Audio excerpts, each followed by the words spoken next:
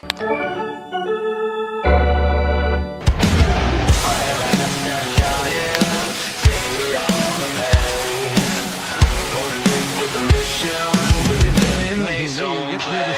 is not life.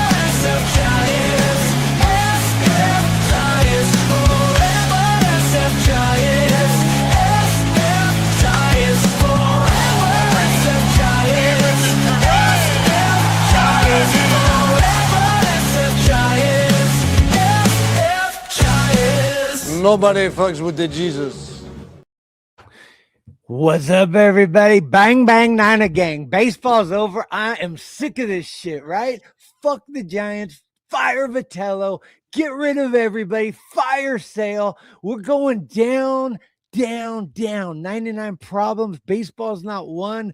Football season. Roar! Psych. Christian, tell him 19 runs. We're going in. We're going to win. We got 2 series. We're going Milwaukee to Chicago. Kyle Harrison, we're coming for you. I would love to tell you that today made me feel better about the last 5 games before it, but it doesn't. I mean, look, silver lining. What are we looking for? Bryce Eldridge, and it wasn't.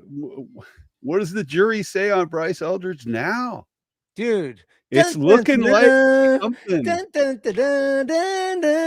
The Bryce is right, dude. He is here to stay, baby. Let's go. Yeah, no, I mean, look, guy's making hard contact. It's not just the home run ball. He's hitting balls to the gap with authority. Like, I like what I'm seeing. Small sample size, but this may be it. And this may be it. What was the number one thing I've been saying for a long while? What's my number one thing I wanted? Come on. About him? No, for the team. Oh, yeah. Stolen bases, speed. Yeah. Jonah Cox is coming.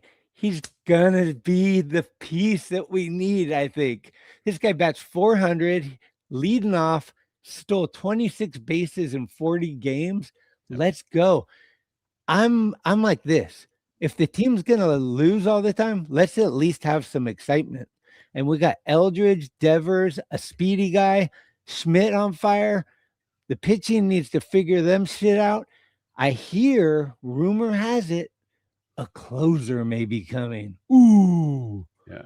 And you're leaving one of your favorite guys out of the equation, Jung-Hoo Lee. Was it 15 hits or something? What? I mean, ridiculous, right? 5 hits in just today. Yeah. I mean, he's been on fire. So okay, I'll be right back. I got to get out of this.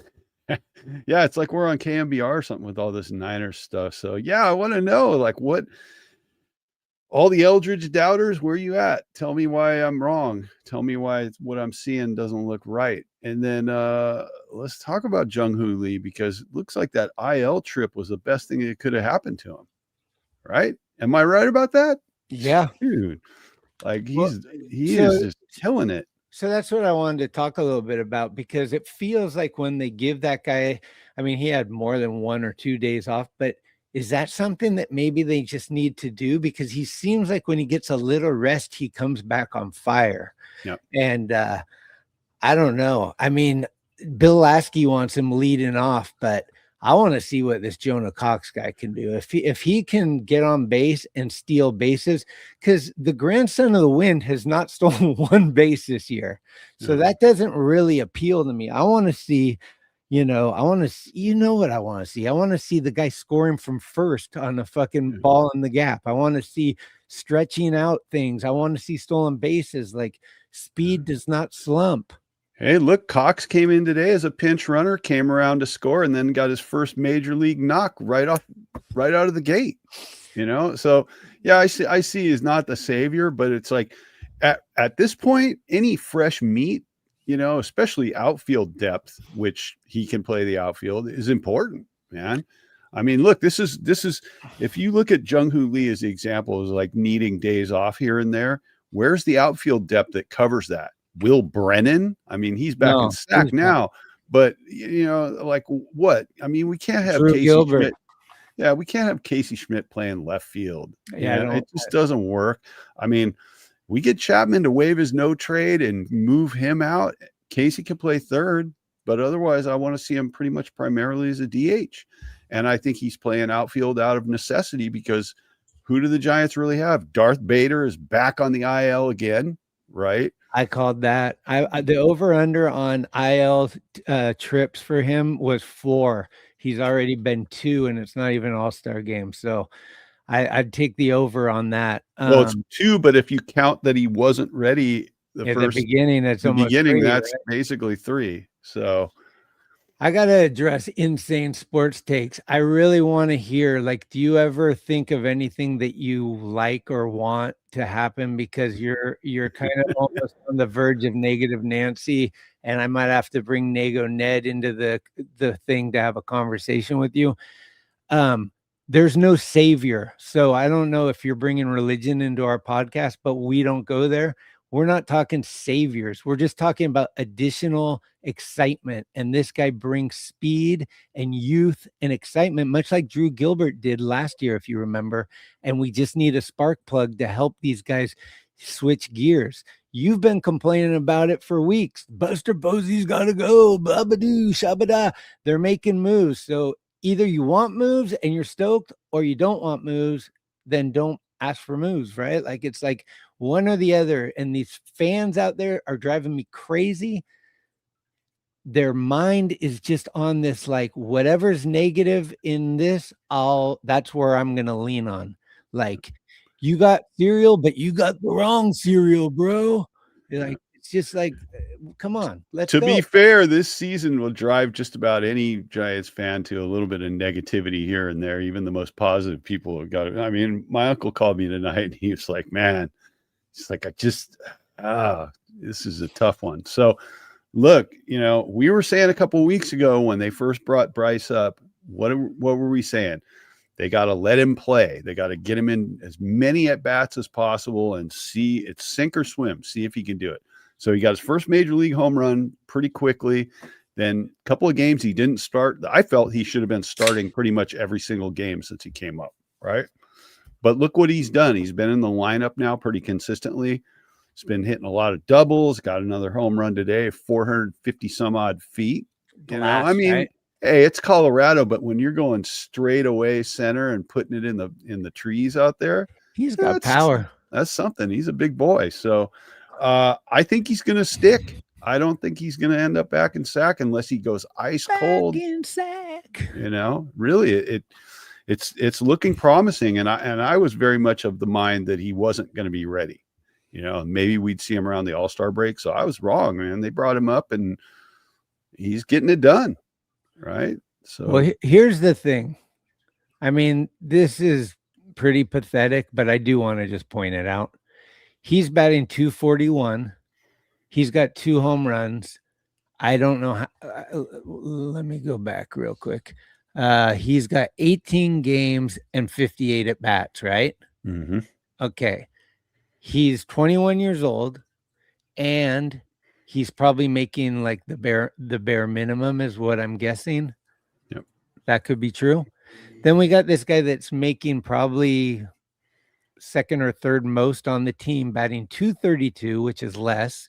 He has 1 home run, and he's got 220 at bats. Mm-hmm. This is a problem. So here's what I want to hear from everybody, especially Insane in the Membrane and everybody else. Haruku, where are you? Please chime in. This is your time to shine, brother. How do we get rid of Matt Chapman? How do we do it? He's got a no trade clause. He's making tons of money and he's not playing well. So how do we get rid of him? 908 KMBR for your blah, blah, blah.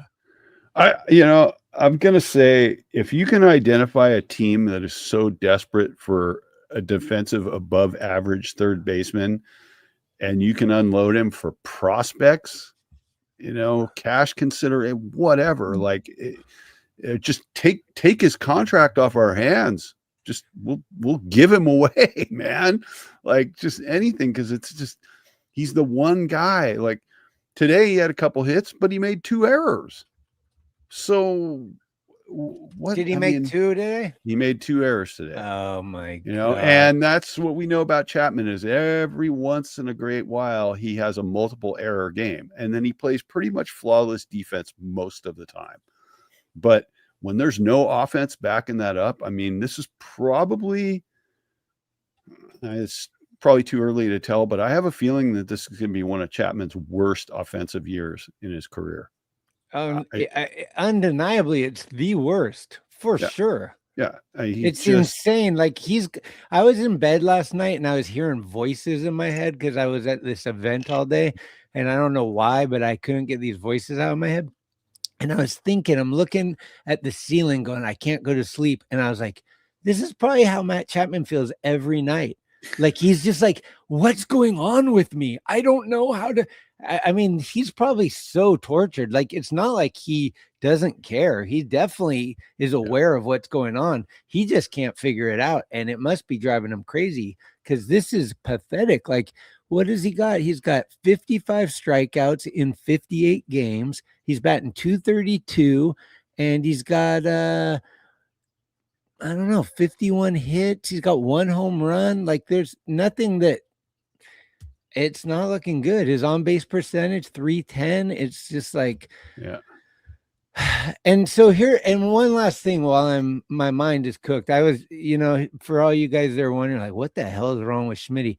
I got up at 5 a.m. I went to SAC. I went to the Yankees A's, and then I drove to Stockton and saw them. And by the way, got this nice autograph from David Cohn up in Sacramento. So Wow. I'm feeling myself, but so I was drinking a lot of Coke on the way home too, to just get me revved. But for all the people that were talking about Bryce should have came up earlier, right? Here's my question. Do you not like what Casey Schmidt's doing? Because if Bryce started the year, Casey would not be what he is. They wouldn't have gave him as many at bats. He wouldn't have had the opportunities. He wouldn't get in the rhythm. I think what they did was perfect. We got a Casey Schmidt now, and we got a Bryce. You didn't need to bring Bryce in and rush a guy that was struggling. He was striking out a lot and this and that. I think Bryce is here and it's perfect. I mean, what did it take? 2 or 3 weeks? Like I'm excited about what that dimension is. What I'm not excited about is what the hell is going on with the entire rotation that can't make 5 innings. Like that's a problem with a bad bullpen. If your starters are continually only throwing 4 innings, Ray Day, it ain't going to work.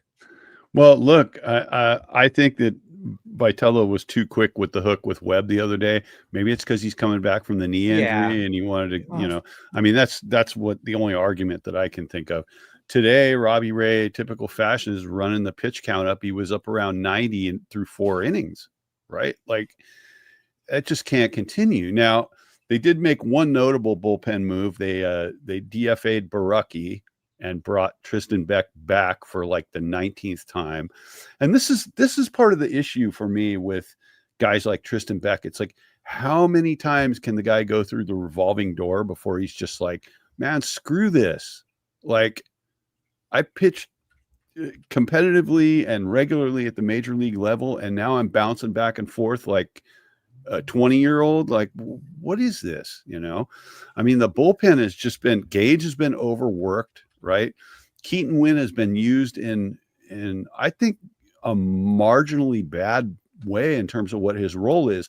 Obviously, we know he's the guy who can eat some innings and he can go multiple innings, but he's arguably one of the best quality arms in the bullpen. So why is he not at the back end keeping the game tight? I mean, the other night it just turned into a complete disaster with Killian and then Brubaker. And it's like, I like what Killian's got, but he's young. He's kind of inexperienced, and it's kind of showing up in some of these tight games. So you got all the bullpen problems, we don't have a true closer, right? And then the rotation's just been nuts. Hauser and Malley have basically gone back to where they were to start the year, and Roop's been okay. Webb's been good, but he was on the IL, and Robbie Ray has just been Robbie Ray. this year's version of Robbie Ray. I want last year's version. You know? Yeah, I mean, does he have tired arm? Who knows? Something's up with him. I mean, you've been calling it out for weeks that he just doesn't look the same. And I don't think he's getting too old. But the one thing with Robbie is he's been notorious for having the every other year good. Like he had some injury issues and then he'd have a down year. And then so it was kind of like we were getting a better version of him already. Like, wow, this guy pitched 2 years in a row. But I want to bring this guy up. I want to see if anyone knows who this is. We're going to go with this guy. Does anyone know who this is? I don't, but I like the crooked mustache. Anybody out there? Give you guys like 30 seconds if anyone knows who this is. I'll give you a hint. You ever seen the movie Beverly Hills Cop? Yes, sir. Insane Sports Talk came with the win. Foley. That's my boy Alex Foley, aka Jason Foley, and he's coming. And I think this guy could be our closer if he's coming off of Tommy John. I get it, but he was pretty sick before that, and he could be at least a 7th, 8th, 9th guy, especially on this team, right? I mean, that's not saying a lot, but I'm with you, Christian. I love Tristan Beck, but I kind of don't need to see him anymore. He kind of has Sean Jelly vibes for me. I'm just kind of like, we've seen what you got and we need better, that's my take. Yeah. And I think at one time he was a higher level pitcher. I just think he got shipped back and forth too many times, and then he had injuries, right? And also back when Melvin was still the manager, I mean, he put Tristan Beck in some pretty rough situations, like bringing the guy in where it's like, really, why, is this really the situation you want to put Tristan Beck in every time he's coming in with guys on second and third with one out? Like, it's not right. Doesn't exactly bode well for a guy's career numbers as well as his confidence, And I remember going to that game in Anaheim with all those guys when Manaea was pitching great. He had struck out Ohtani 3 times. And then they pull Manaea and they put Tristan Beck in, and he pissed all over it, and the Giants lost the game. Right. I mean, it was, so I don't know. I think maybe his time with SF is limited in terms of his usefulness. Right. And really with Robbie Ray, he didn't give up a home run in Colorado, which shocked the hell out of me. I figured that, he was going to give up 2 or 3. But I think part of his problem is that Robbie Ray is pitching for strikeouts, right?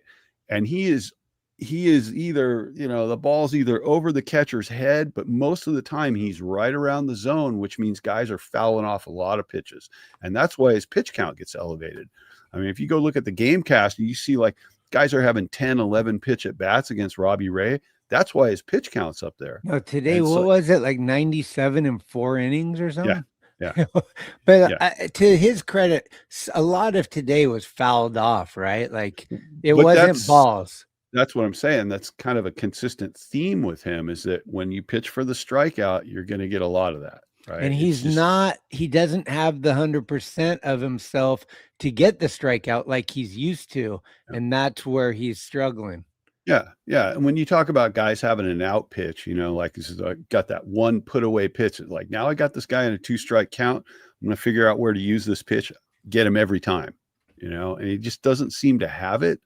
It's not to say that he hasn't pitched okay, but I think he's just having a down year, and I don't know what he's done after this year, probably. So I don't know who's going to fill in. I don't know if we're even going to have baseball, but yeah. So Robbie was asking us what we think needs to improve, the one single thing. I don't know if there's one single thing for me, but I definitely I think what he means is he probably knows there's more than, but if you could only improve one thing, what's the most important to you maybe that's what he means.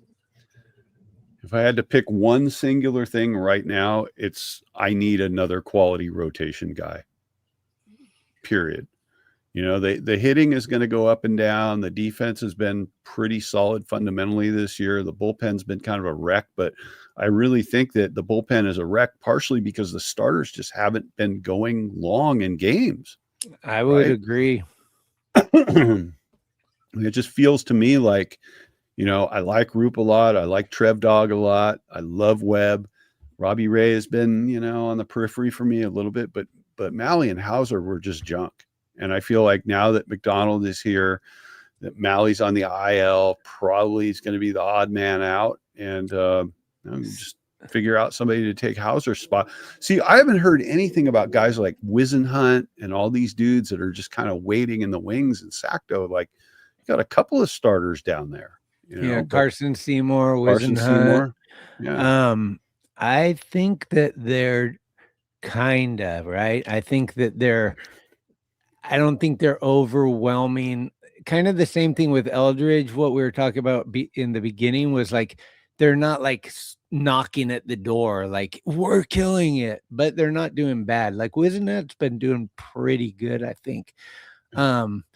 I did want to ask you, fact or fiction on this Molly injury, because it came right at the right time, and the Giants are notorious for this kind of thing.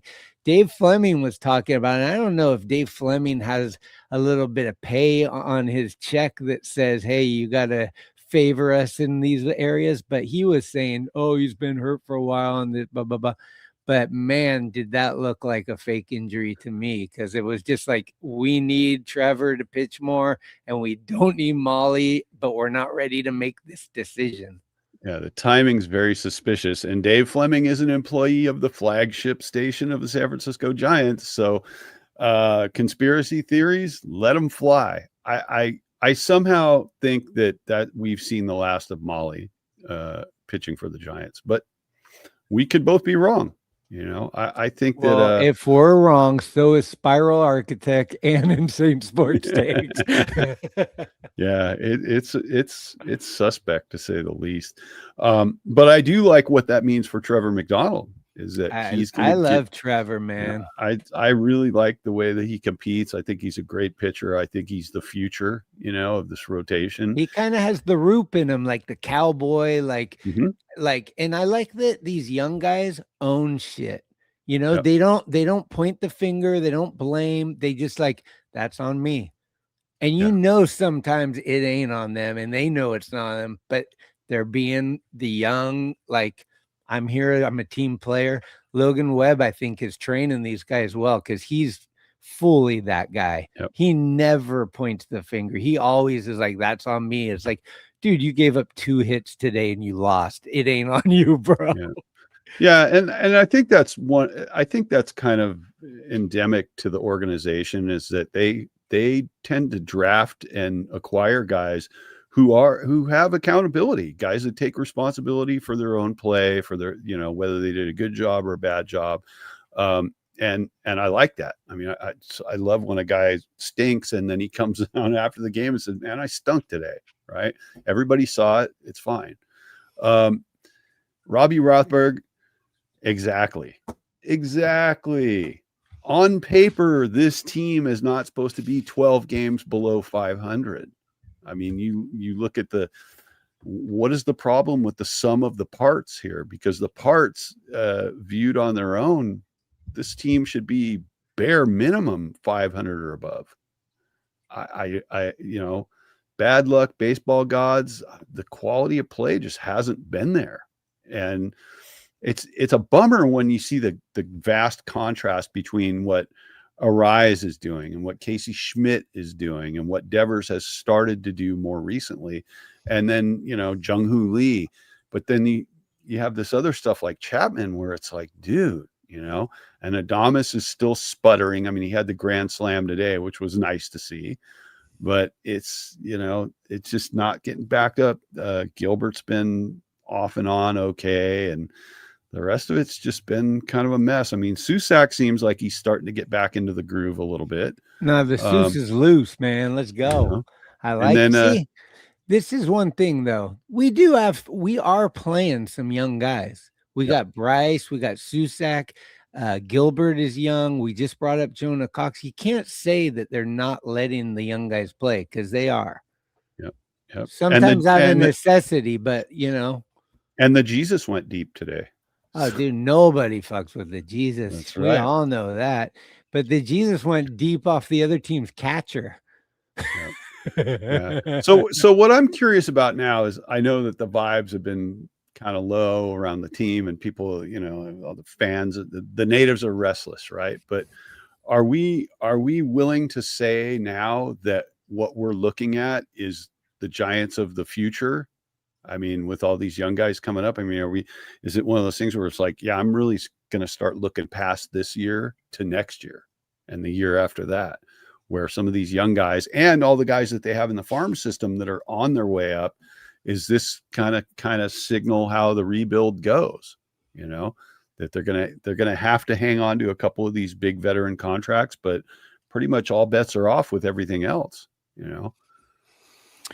Yeah, it's going to be interesting. A good friend of mine, good friend of the show, Mr. Senior, we call him Dale. He's got all kinds of nicknames. His kid's always doing something spectacular that he wants to let you know about. He envisions this 2028 year of the Giants being back. He believes that Tony Vitello gets 3 years, and by the third year, Tony Vitello is going to make everyone forget this first year rookie coach. He's learning. He's got a team he was dealt. And for all the Vitello haters, I say this. Last year, Bob Melvin, you hated him. The year before, Gabe Kapler, you hate him. 3 different coaches in 3 years. That doesn't seem like that's the problem to me. Nope. If the problem still exists through all 3 of them. So let's just be easy on the new guy. Bob Melvin, I could be a little more critical of. The guy was a seasoned veteran, right? Gabe Kapler, same way. This guy obviously just came from college. This is his first year, and I don't think he's the problem. I think he's making some mistakes here and there on a learning curve, but he is not the scapegoat. No matter what coach you bring in right now, you're not going to have the team that everybody wants.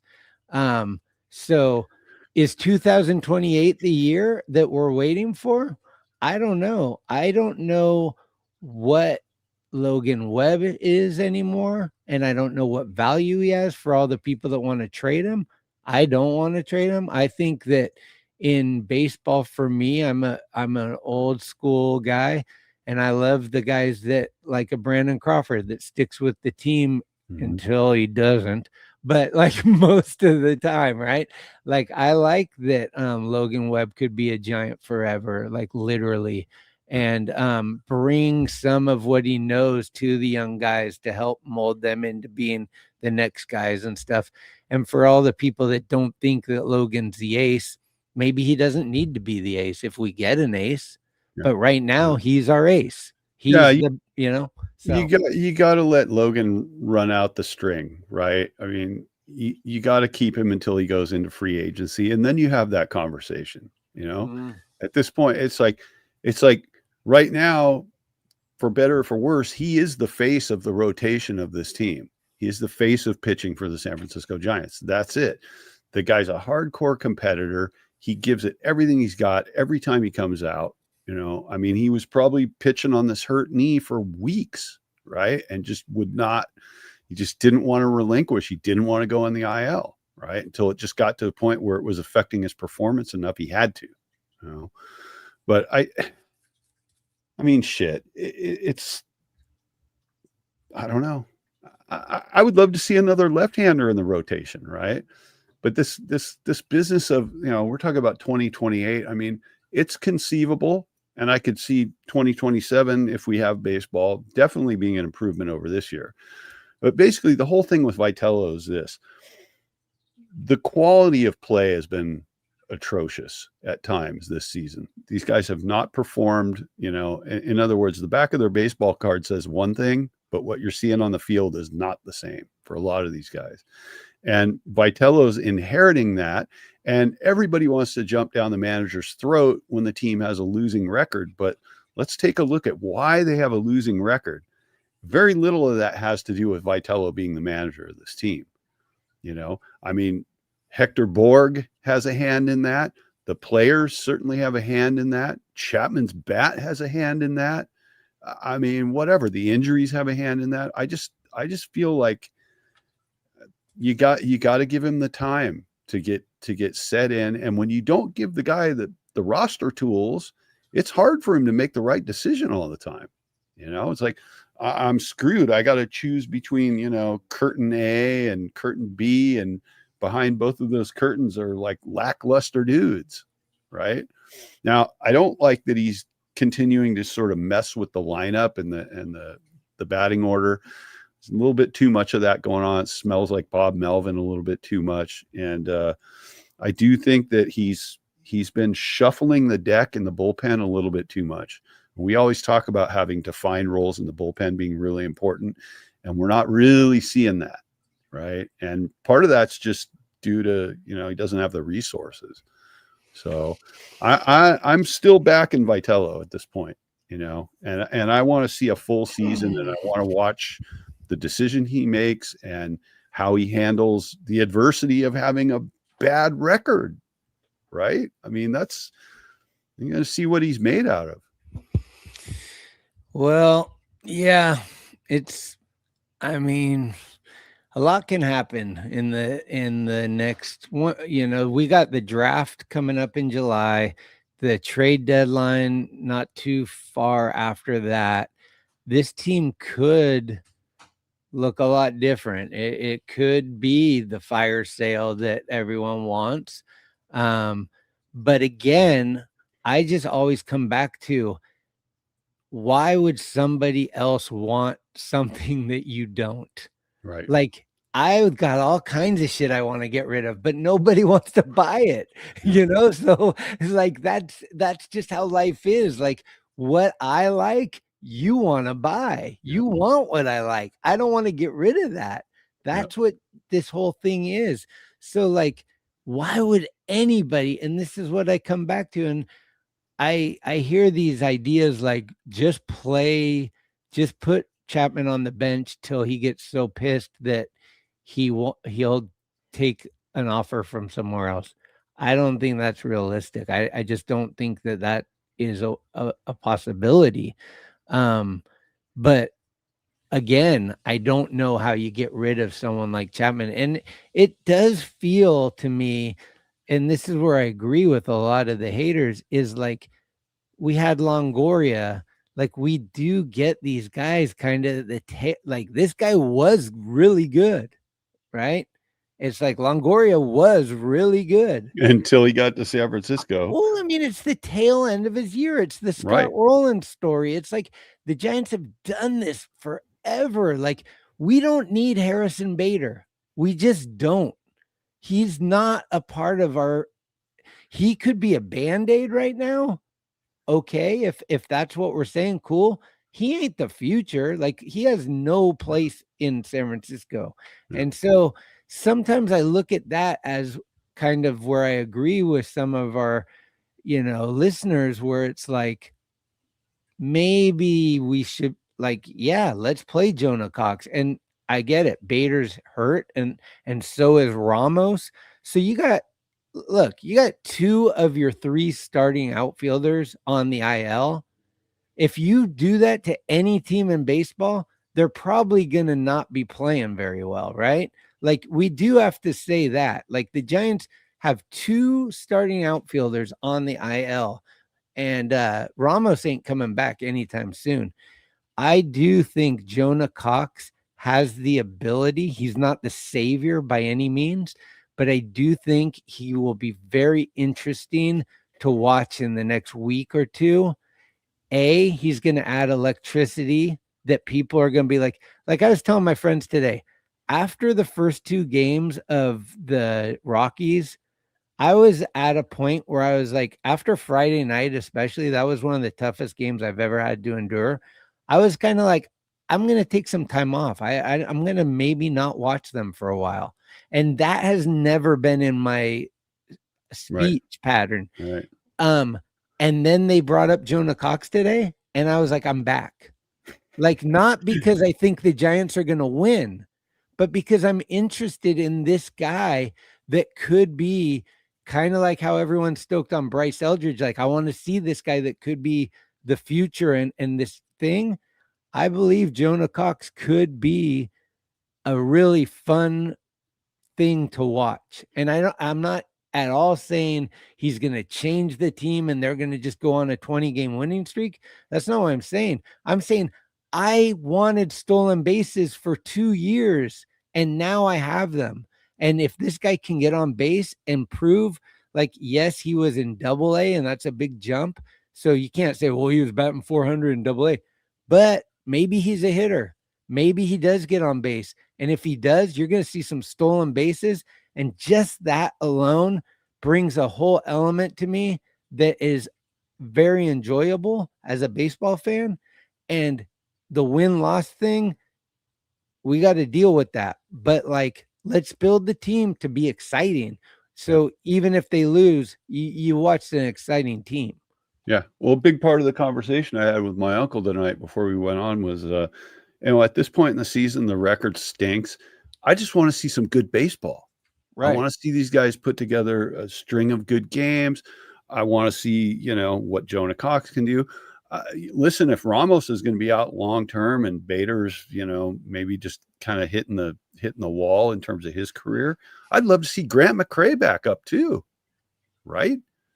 I mean, what do you have to lose at this point?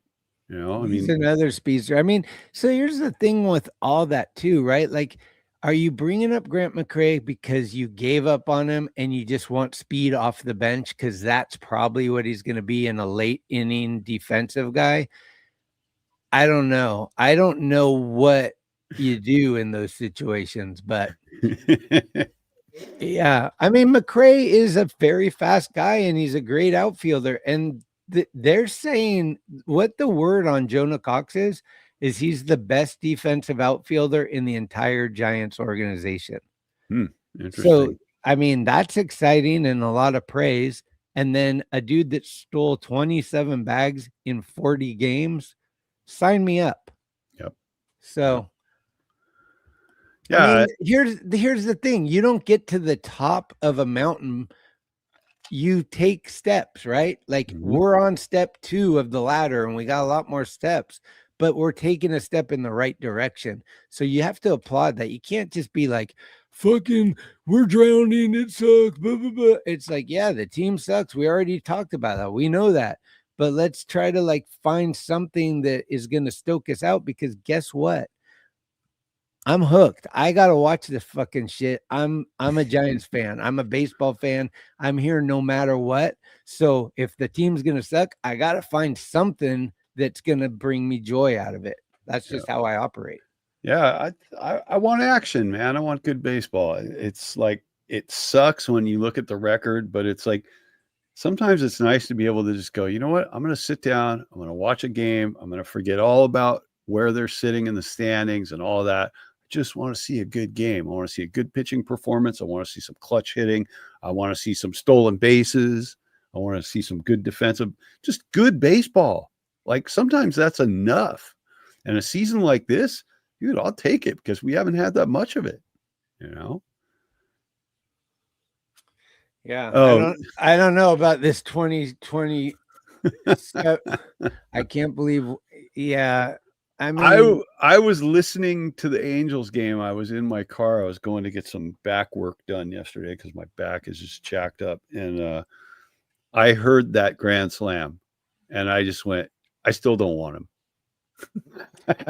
I don't want him at all. The guy's horrible in the outfield, and he's small sample size. Yeah. Okay, 1 home run, whatever. It doesn't matter. Yeah, they said he's hitting 463 as an Angel. Yeah, in the bigs. Yeah, but he's only played a handful of games. Like 6. Not that many. But they also got Don Boy Walton in their starting lineup in Anaheim. So, and they've actually been playing better the last few games, but they were stinking it up too for a while. It's funny. I love the Angels radio announcers. So like, Giants game's not on and I'm not doing anything, I might tune into the Angels and listen to their Who's their broadcast. announcers? I don't even know, but they're just kind of funny. Like they're It's brutally not honest. Scotia, is it? Not sure. I just know they're brutally honest, kind of the way Fleming and Miller can be a little bit. Like it's like, and if our team's not running good today, we're going to let you know. Yeah. So, fire Manassian. Interesting. See, somehow I don't want to hang this all on Buster and even Manassian's shoulder that much. I kind of want to go straight to ownership. And I mean, yeah, you'll tell me Buster's like a minority partner in it, but like, what percentage of this team does he really own? Like, he's not the one calling the shots, writing the checks. It's all Charles Johnson. So, it's easy to point fingers at this point. Everything's running bad. It's like, fire this guy, trade that guy, fire Vitello. It's like, sometimes this happens. Sometimes a okay team will have a shit season. I don't have any belief they're going to turn it around this year and somehow sneak into the wild card, but I do think there's definitely a potential to play much better baseball. You can only go up from the bottom. Right? This is very interesting because his brother is the Angels guy. That's right. Yeah. Come on. But what about when Manaea was at the Brewers and the Brewers were pretty successful, right? So I don't know a lot about that stuff, but in my brain, it doesn't feel like it is as important, even close to the players. Like if you take the pie chart, Manaea is probably this, Buster is probably this, but doesn't it come down to like, why isn't Adames playing like Adames did in Milwaukee? Why isn't Devers playing like he did in Boston? Like, why is Chapman so horrible?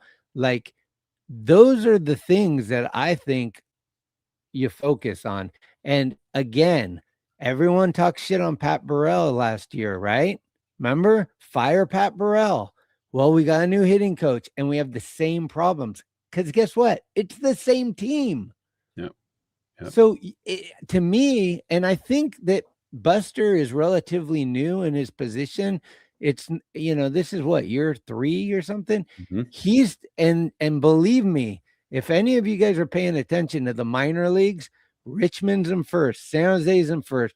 There's a lot of exciting young guys and they are climbing. Their farm has gotten into the top 10 from the bottom 5. So that is improving a lot. But what I would say is the picking of players, you got Chapman, Adames, and Devers, all huge strikeout percentage. So you're putting together a team that isn't giving the Vitello and the Melvin and these guys the chance. Their options are all similar pieces. Yep. And they need, and this is why, Christian, I changed my tune today. I want you to understand, because you and I have gone back and forth on the Luis Arias. I 100% believe that the Giants should re-sign. I think Luis Arias is the epitome of what this team needs. Yep. What they will do, though, is not. I just think the Giants are not going to want to have 4 long-term infielder contracts. And that's unfortunate because out of all of them, Arias is the best option for this team. He's the guy that's hitting 330. He, home run hitters at Oracle, but we got power. Like, look at Eldridge. This guy smokes the ball, right? Devers smokes the ball. You don't need the whole team like that, though, where it's like Dave Kingman or, home run or bust. It's like, no, you need some hitters. You need guys that get on base. You need guys that are stealing bases, getting in the pitcher's head.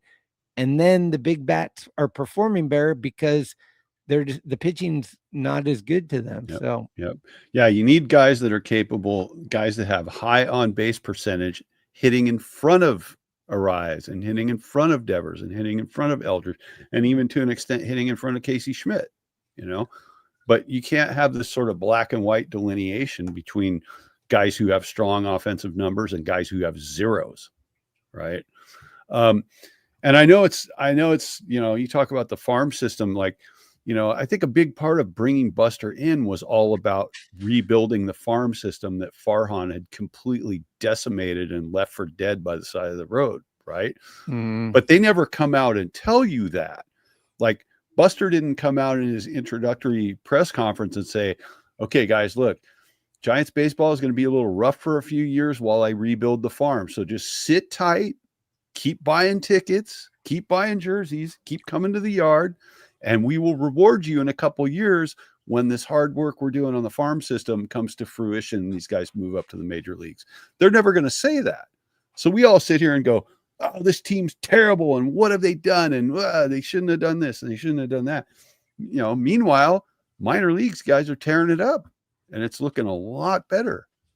So I can see, like, nobody's going to come out. Like, what team ever comes out and says, yeah, we're starting to rebuild? They never do it. They just do it. Right. Look at D-Boggs is in the house with this one. No, unfortunately, my power is not that high. Unfortunately, that would be great. To be honest, I would love to get Sean Cliver to do anything for me. I think he's one of the greatest. I got a little pull with Cliver. He's featured my art and a bunch of stuff in his books. So, yeah. Well, I could play the Cliver card if we get right down to it. We'll see. Yeah, look, that would be phenomenal. I like your idea, D-Boggs. But also, I don't know where any of that gets us. It still gets us the same team. And I think that we need to just try harder to figure out the pieces. I think it'd be interesting. I don't know how you get responses on this, but if I'm going through today's starting lineup, my guess is most people in here want everyone gone, but maybe one or two people. Like Casey Schmidt leading off, keep him or dump him. I keep Casey Schmidt. Okay. Rafael Devers, keep him or leave him. I keep him. I mean, you're kind of stuck with him no matter what, but I think he's worth keeping around. I think that he's going to settle in and be more and more productive as time goes on. Okay, Luis Arias, keep him or dump him? Extend. Okay, Willie Adames, keep him or dump him? For the right price, I'd dump him. Okay, Jung-Hoo Lee, keep him or dump him?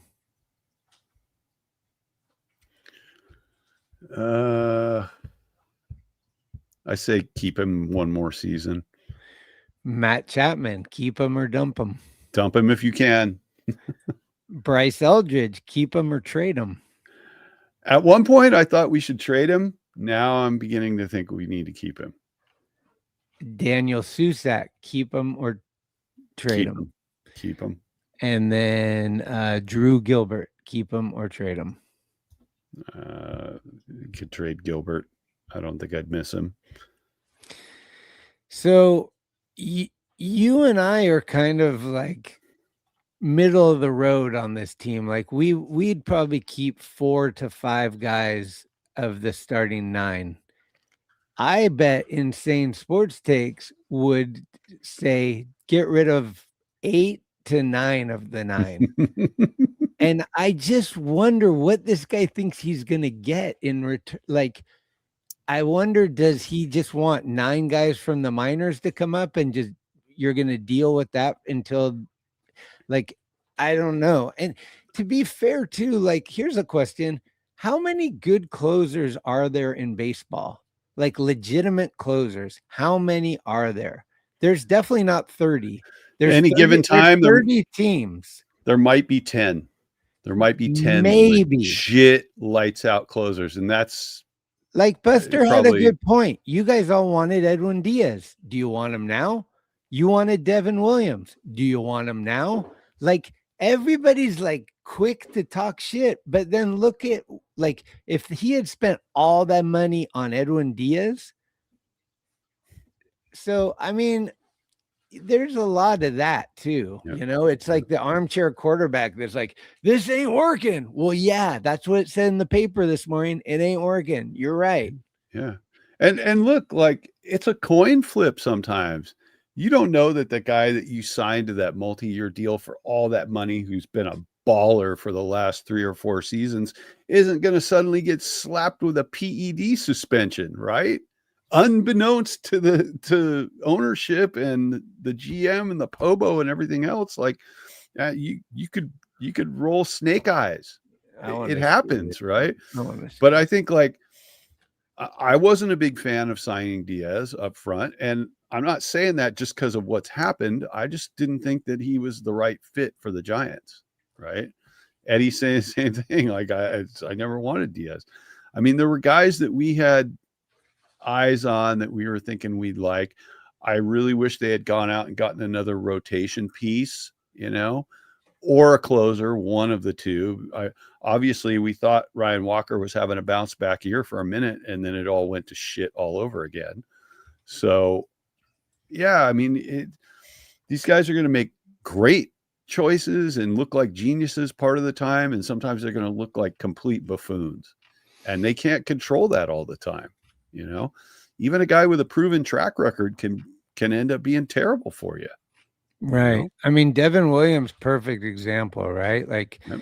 he was pretty good, and then he just fell off. It was like so this is the thing too. I think people are quick to forget the Mark Melanson situation. Mm. We need a closer. We just blew the Cubs game. We need a closer. Here's all our money on one of the best closers. And then that closer is the worst thing we've ever seen. And I think the ownership is like, we don't want that again. That's a lot of money to spend on one guy that comes in for one inning only when the team's winning. Yeah. Like that's kind of the last place where you want to put your money, probably. Yeah. And then he was terrible on top of it. He was awful. The worst. It was like anytime Melanson was coming in, you're like, well, this one's probably not happening. You know, it was really bad. So, yeah. And here's the other thing too that I think maybe people don't because there's a lot of irrational anger, and I get that. Believe me, Friday night, you should have seen how hard it was for me to like not be the worst dude in the world. Like I was so fucking mad at the end of that game. I can't believe they blew that game in Colorado after getting swept by Arizona. They go into the 9th up 3 runs. They need to turn this momentum around. And that was like probably to me one of the biggest losses. It was just so heart-wrenching. But what I want to say is, does anyone remember the offseason the last like 10 years? Does anyone remember trying to get a bat? Does anyone remember like ever getting the bat? And then we get Rafael Devers. Are you kidding me? Like Buster nailed that. So yes, it sucks that James Tibbs is doing really well. And now after 3 teams, my bro Kyle Harrison is doing well. But we do have Rafael Devers, which most people would have loved to have gotten as a free agent, and we got him in a trade. So I think that people have to remember that like those bats are not as easy to get as everybody think. Oh, just trade Chapman and we can get Caballero or somebody. It's like, no, that's not really going to work. Yeah. Yeah. And look, like rotation arms are hard to come by in the sense that guys want long years, long money, and teams don't want to sink long years, long money onto starters, right? Because you never know. I mean, look at how many arm injuries there have been across baseball the last 3 or 4 seasons where guys are they sign a big deal for a ton of money and then boom, shoulder problem, boom, elbow problem, boom. Guy's playing more video games than he's throwing, side days, right? Blake Snell. So what, I mean, it's sometimes you don't have your pick, and a lot of guys are like, I don't want to go play there. I don't want to go play there. I don't want to go play there. I think Buster's done fairly well, you know, and I think the whole idea with Bader was like, look, we can pick this guy up for a year. We need outfield help. His highlight reels look good. You know, obviously we know that he's, you know, he can't play all 162. He's getting older. The injuries have been a bummer, but that's rolling the dice, right? I don't know. I don't know. Yeah, and I mean, insane in the membrane. Here's the other point. Like, do you know Dakota Jordan? Do you know Jonah Cox? Do you know Level? Do you know Josuar Gonzalez? Do you know all these guys that they are doing exactly what you're talking about? They are developing bats, and these guys are all looking promising. Bo Davidson is coming. Believe that. He'll be here probably next year. Eldridge just arrived. This is not something that you just bewitch it and it happens with a snap of a finger. This is something that takes time and it's coming, believe me. And that's why the 2028, you know, senior, we got to love you, but that's his prediction. Give it 2 more years and you're going to see a lot of development through the organization. And this team's not afraid. I think one thing you can say about Buster is he ain't afraid. He will make a deal. He will send a Yaz out of the organization when they're friends, like the Duvall trades. Like, he will do it. He will make these moves. And you got to either like the move or not like it when it happens. You can't wait to see what happens and then judge it. Like, that's some bullshit. So Chardall's out there, you know, he'll tell you. Monday morning quarterback. That's just the thing. I mean, look, Josuar Gonzalez. Josuar Gonzalez is almost as touted as Bryce Eldridge. This is some bullshit. What? I mean, yeah, I don't know. No, for sure. I mean, literally, the Giants farm system is in the top 10, and maybe by the end of the year, I'll be in the top 5. Because they have the 4th pick in the draft, which is coming up, and it's a pretty good draft coming. The future is getting better, but the now is the problem. Like, the now is as bad as it's ever been. I mean, it's in the new stadium era. I would argue that this team is the worst since they've been in Oracle. And on paper, that this is what's so frustrating to me. I was talking to Andy Kuna, the photographer for the Giants, last night, and I was like, the problem with this team is they're just playing, everybody on the team is playing below their ability. Right. Like, when you look at the team, you're like, oh, this should be a good team. And then you watch it and you're like, holy shit, what is going on? Why is this team so bad? Yeah. And I think that's a big part of the problem. Like, if you started the year like they did in spring training, like in first place, and you're looking at this team and you're like, huh, these guys are pretty good. They should, I think most people predicted them to be a little above 500 and have one game pending on whether they'd make wild card or not. So yeah, here's our guy senior 2028. Let's get rid of Devers. Who do you bring in, my man? What are we doing with Devers? Who are we getting? What's the trade? Who's going to take him and what are we getting in return? That's what I want to know. Okay. I'll tell you this. I heard some news for you A's fans today. I heard that there's a chance if there's a lockout next year, when the lockout is done, the A's will be in Vegas. Apparently, the stadium is getting built quicker than intended, and it could be ready about a month into next season. So you Sacto people, you better get your A's while you can, because they're going to be bye. Well, it's either that or Portland. Well, no, they're going to Vegas. We'll see. The stadium's being built, dude. They already built one in Portland. I mean, not for the A's. Well, they built it for they think an expansion team's coming to Portland, but that Vegas deal just seems so shady to me. Like, even though they're building the stadium, until they're actually there, You'll believe it when you see it. I'll believe it when I see it. Okay. There's also talk of a name change. Did you see all that trademarking weird stuff that they're It's a disgrace. They've completely ruined the whole fucking thing. It's just like I used to not care, and now I feel bad for A's fans because like A's fans generally are pretty rad. Like there's a lot of passionate A's fans, but what they're doing with this team is insanity. Like the owner, the ballpark, they're gonna go play some games in Las Vegas at their AAA stadium, like in a couple weeks. It's like, I mean, it's kind of like dragging these guys through. It's bad. It's bad.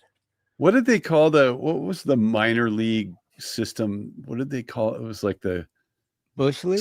something to do with like riding the bus all the time. I can't remember what it was now. Some funny thing. Anyways, yeah, the A's organization needs ownership. I mean, it's an exciting team of guys to watch, but the owner is a tool, and them playing in a stadium that barely holds 10,000 just ain't cutting it. So we'll see. Best of luck to them. Yeah. Senior, are you down for the Jonah Cox AA straight to the bigs? I was saying I really enjoy speed, and this guy brings that. He's a great defender.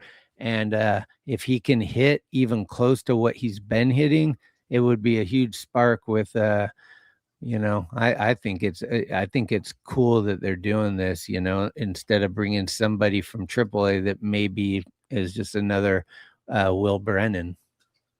Yeah, well, clearly they've seen something that makes them think that he can either provide a spark or just basically help the team at this point, Yes. See, this is what fandom looks like. That's what I'm talking about, my brother. See, we can agree to agree, and two things can be, true. I love freaking the Giants. And to be honest with you, whatever's happening right now is so much better than when nothing is happening. The offseason kills me. I get a depression that you wouldn't even believe. So always remember that we have a game tomorrow. The game was great today. 19 runs. Are you kidding me? But yeah, it was Colorado. And yeah, their catcher was pitching in the 9th inning. I get it. But tomorrow's another game. Yep. And after that, the next day, another game. I love that. Baseball's kind of like life. Every day is just like, well, today is going to be awesome until it's not. Yep.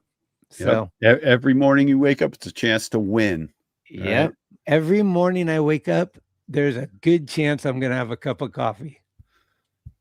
Can't beat that right out of the gates. Coffee? Are you kidding me? Let's go. That's a guarantee. That's a guarantee. Yeah. Well, look, we've been going a little over an hour, so we ought to just bail on out and Okay. let's look for good things. Let's see. Maybe they wake up in Milwaukee. They've had a little bit of a penchant for playing up to the level of teams that are far superior to them. Look, split the series with the Dodgers in LA, right? They won the series against the Dodgers at home. Let's see. I mean, here's the thing that we do know with the Giants. They play to their competition. When they play shitty teams, they usually play shitty. When they play good teams, they play better. It's the weirdest thing. Remember last year they got swept by the White Sox when the White Sox were like the worst team in baseball. Yep. So now they're losing 2 out of 3 to the Rockies, getting swept. So let's see, because Milwaukee is a good team. I'm gonna be Tuesday night is must-see TV. You got Kyle Harrison pitching against the Giants. That is gonna be interesting, my friends. It's Roop and Harrison, right? Squared off. Yes, I think so. Interesting. I think tomorrow is Trev Dog, right? Is it Trevor, Roop, Webb? I think are the first 3, but it's a 4-game series. So yep.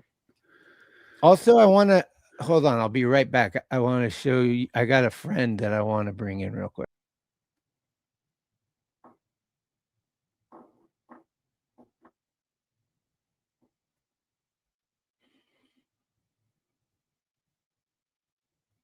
What do we got? What's we got a special guest coming in hot. We'll see. Let's see. Yeah, see, this is what we're talking about. Like going up against Colorado, you expect a series win, if not a sweep, and to lose the series, terrible. Then they go into Dodger Stadium, take 2 out of 4. It's weird. Schizophrenia is like playing up and down to the level of other teams. So, what do we got? What do we got?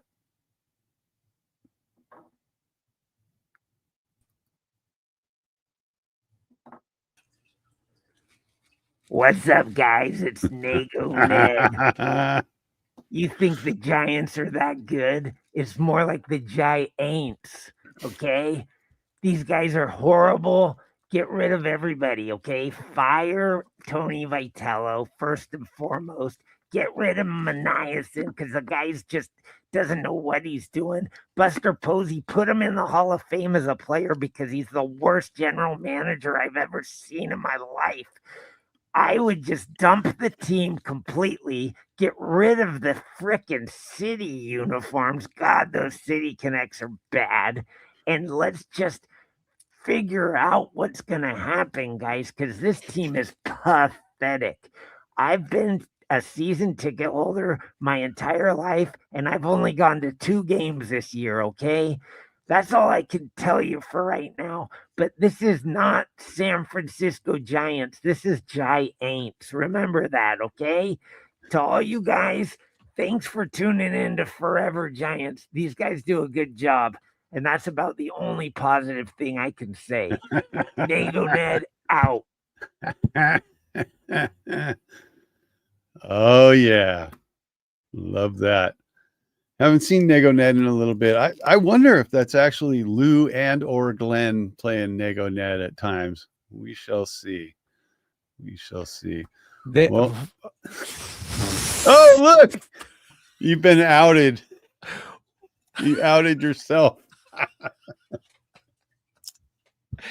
That's right, guys. It's funny. The curtain behind. Yeah, so I went to see The Wizard of Oz in at the Sphere. And you know, when the curtain opens and the guy's in there, sometimes you win, sometimes you lose. But the Giants, I'm copywriting that. I'm trademarking it. It's gonna blow up. Believe that. Believe that. We're gonna have the whole. You know how it's the tarps off. Everybody's got tarps off. Yeah. We're going back to the New Orleans Saints days. Bags over the head. Giants. It all started right now, 8/19, May 31st, 2026. That's all we got, guys. Yeah, thank you, Eddie. That's very nice of you. My wife says the same thing. I think it's a little, I got some receding, but I appreciate the compliment. You know, a man's hair is very important at times, but not always, because most of us wear hats. Yeah. Samson and Delilah, right? Samson and Delilah. Peace out, everybody. I got to get going. We will see what this week brings. It's going to be very interesting with Milwaukee and Chicago. These are both 2 real competitive teams, and the Milwaukee Screwers. I like that. Coleman, get ready. Should we do a combined podcast, Coleman, with the Cubs Giants series? Let us know. We'll do the hot corner. We'll do the hot corner, but we'll name it something else, and we'll take over the airwaves. So yeah. Sack Bears. That's going to be interesting. I think I think that's going to be interesting. We'll see. That could be a rivalry. I tell you this, though, I was up in Sac today and the weather is still nice enough to do it in the day, but I don't know for how much longer. So if you're up there, get to some games because it's going to get hot. It was like 88 or something today, which was like perfect, I think. Yeah. There it is.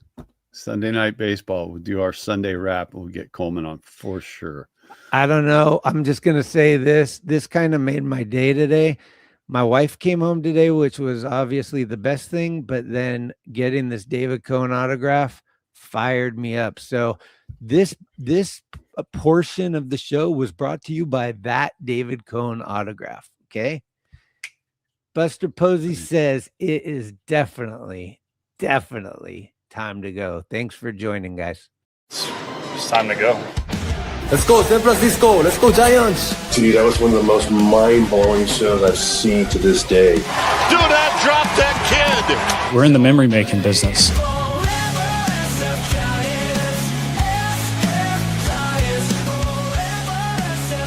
Aware of the tradition that's here.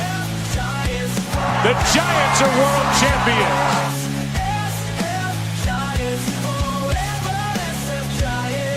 See you soon. Thank you. And I am forever a Giant. Boom.